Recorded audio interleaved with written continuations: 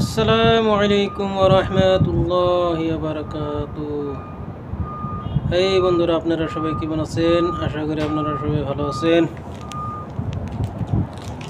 আমি আলহামদুলিল্লাহ ভালো আছি। আমি বর্তমান কুয়েতে আসছি। কুয়েতে ফুড ডেলিভারির কাজে বর্তমান এখনও কাজে লাগি নেই, আরও কয়েকদিন দেরি হব।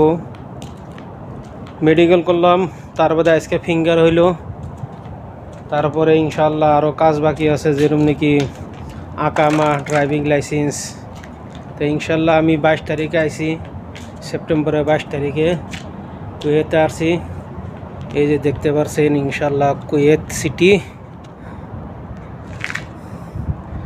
আমি বেশি ভালো করে ভিডিও বানাইতে জানি না, আর ভিডিও বানাইতে সময়, ভিডিও করতে সময় যে কিছু কথা বলতে হয়, ওই কথাগুলো আমার মুখ দিয়ে আসে না। যা কিছু বানাই ইনশাল্লাহ, তা আপনারা ভিডিও দেখবেন, লাইক করবেন, কমেন্ট করবেন, শেয়ার করে দেবেন।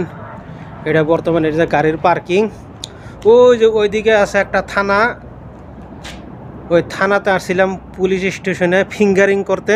ইনশাল্লাহ ফিঙ্গারিং হয়ে গেছে গা। এখন আকামার কাজ আছে, আর ওর ড্রাইভিং লাইসেন্সের কাম আছে। তারপরে ইনশাল্লাহ লাগবো আরও 1 মাস 1.5 মাস লাগবো, তার বাদে ডিউটিতে জয়েন হইতে পারবো।